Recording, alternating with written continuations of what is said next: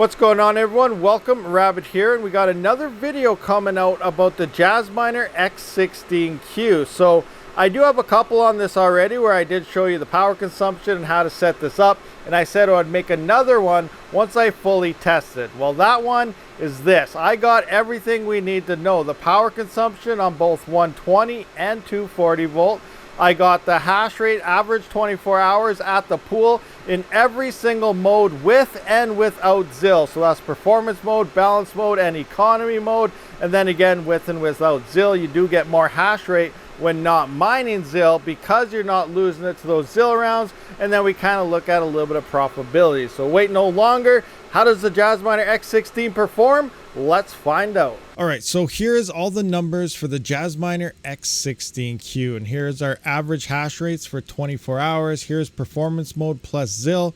We did have at the pool after 24 hours 1.856 gigahash on the Octa side and 1.6 gigahash on the ZIL side. In balance mode, we're at 1.84 gigahash on the Octa side and 1.45 gigahash on the ZIL side. And then for efficiency mode, we were at 1.8 gigahash on the Octa side and 1.13 gigahash on that ZIL side. Now, removing ZIL out of the equation, I did move over to Ethereum Classic, ran that for 24 hours, and in performance mode, we're rocking over 2 gigahash at 2.13 gigahash. Balance mode was 1.94 and efficiency mode was 1.88.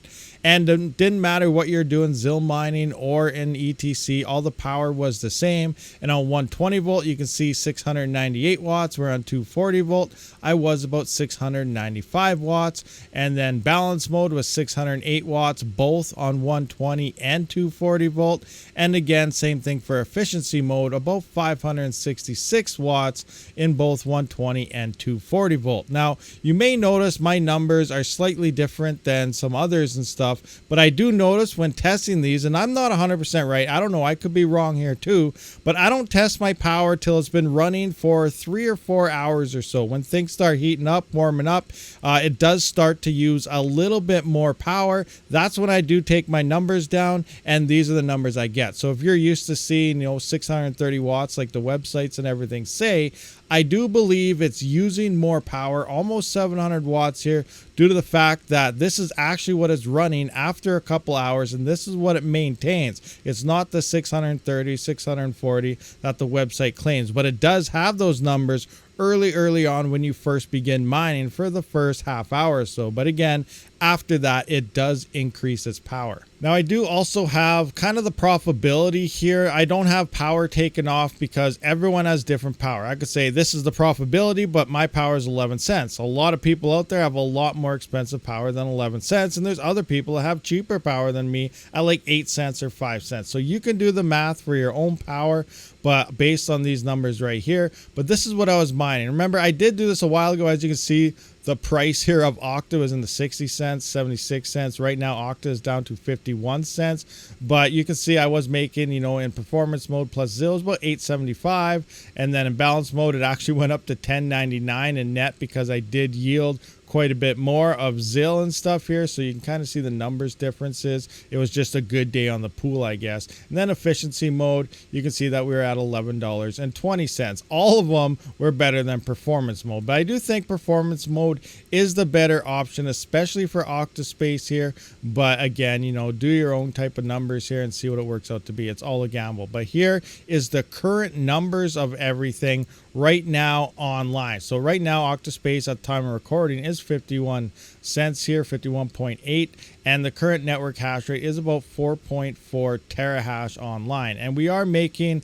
about $4.33 if we're in ZIL mode based on the 1.8 gigahash here plus ZIL. Usually I was around, you can see, anywhere between 77 to 84, 85. I just went with 60 here because the network hash rate is going up. I have all my stuff on the pool now, so I don't know exactly what it's pulling, but that is about an extra 99 $5.69. So I am at about $5.32. Now, if I was mining straight Octa alone, we would be at 2.1 gigahash and about $4.97, again, before any power costs. One thing to keep in mind, though, which is interesting, is ZIL in the past did pump to about 23 cents. So in theory, if you hodl ZIL at about 60 ZIL a day, you would be making about $13 a day over the next 2 years if you were to sell around 23 cents. Again, that's a gamble. We don't know if ZIL will, in fact, hit its all-time high again, go higher, or if it'll remain below that. But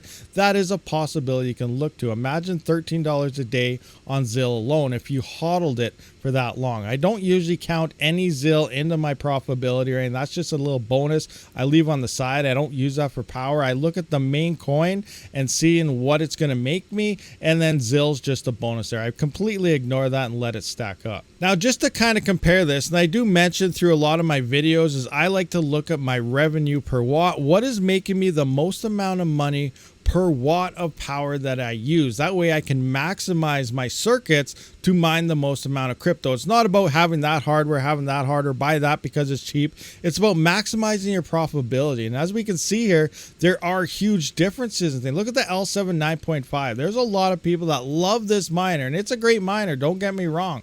But look at the numbers side by side with other ways to mine crypto. And this is in the current bear market right now, all the latest numbers. And we know that Litecoin halving happened, but we can see the power consumption here, the income it's making again before power. This is the revenue per watt. And this is if you were to add this up. If you were to load up 5,000 watts at this revenue per watt of this, you'd be making about $19.37 with 5,000 watts worth of this hash rate and these miners. So that's about 2 miners. You know, you couldn't really, 1.5 miners, you couldn't really throw 2 of these completely on to get 5,000. But you can kind of see where I'm going here.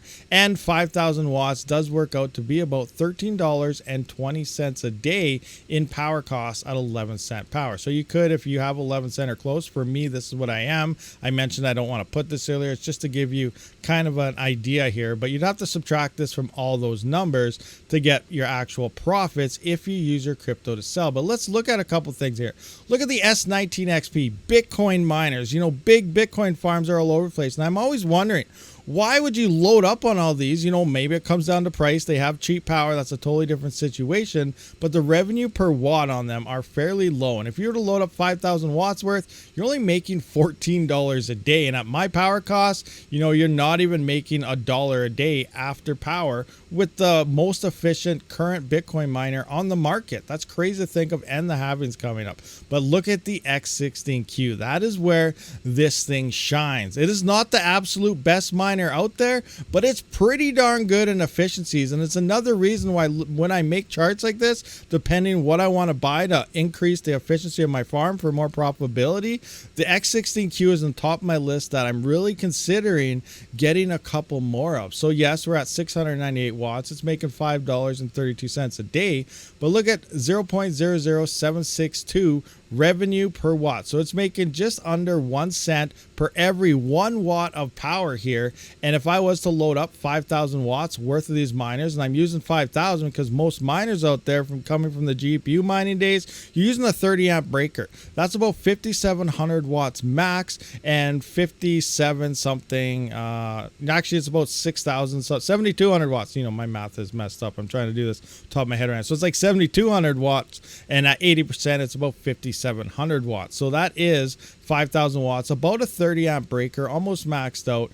$38 a day. You know, then you subtract your 13 here, but you can see the profitability on maximizing that is awesome. Now, if you're starting to run into ASICs, most people are probably moving up to 50 amp breakers. I'll do a totally separate video on that and looking at circuits and stuff. But if you plan on running an ASIC farm or something, you probably want at least 50 amp breakers. That way you can fit at least 2 of them on. But GPU miners like to run them 30 amps here.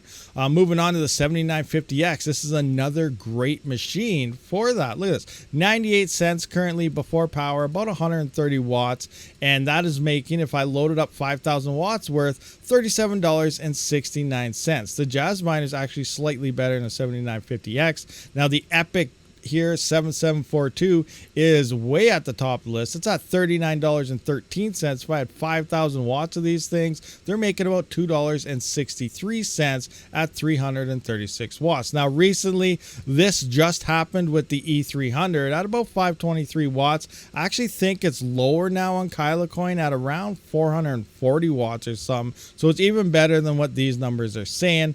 But I got to retest this to confirm this number here because things have changed with the latest bit streams. But it's currently at $4.24 a day. Kylecoin just seen a huge hash rate drop on the network, and the profitability on these things just peaked as of today. And you can see the revenue per watt is pretty darn high here, and 5,000 watts worth of these miners is making $40.53 per day here if you were to load up a 30 amp breaker. Then we got the RTX 4090. We can fast forward. You can see all the numbers here, but look at the E9 Pro.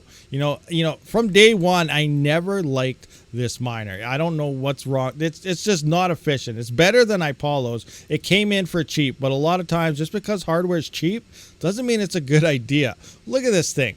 2200 watts. It's making $6.75 right now. It's limited to only a certain amount of coins, and it's only making $15.34 if you were to put 5,000 watts in. So two of these online pretty much. But look at that. Drop your $13.20. You know, this thing's only making $2 after power. This thing is not very good. A 4090 is a better miner than the E9 Pro. But anyway, this was a video about the X16. We can see it's in about third place in profitability, and a reason why I am eyeballing this number and this miner to pick up some more and probably expand my farm with it when it comes to efficiency. I am getting close to power limited, so this is a nice option to maybe get one or two of these things and then just turn off some of my Apollos or something and get more efficient there and get more profit with it. So hopefully these numbers kind of shed some light on why efficiency really does matter. All right, guys, so there we have it, fully tested, the Jasminer X16-Q, and this thing is a really great miner. Seriously, I really like this thing, and if you are looking to get these, you can use that link down in the description, and my code rabidmining will grant you 1% off your order. And for that last little part there, I didn't add in any of the Kaspa ASICs, because I do feel Kaspa is very unstable right now. The hash rate is going to be exploding. The price has been coming down. We don't know where profitability will lie. So I just used things that I really knew the numbers about and things that have been stable for quite some time. And Kaspa isn't very stable right now, especially with all the hardware coming online. We don't know what's going on with the price. So that's why I don't have it there, or it would be currently the #1 miner to have in your arsenal, but those profits are dropping pretty fast. Anyway, guys, thank you for checking out this video. Let me know if there's anything else you would like to know about this specific miner in general, the Jasminer X16-Q. I'll see you on the next one. Rabid out.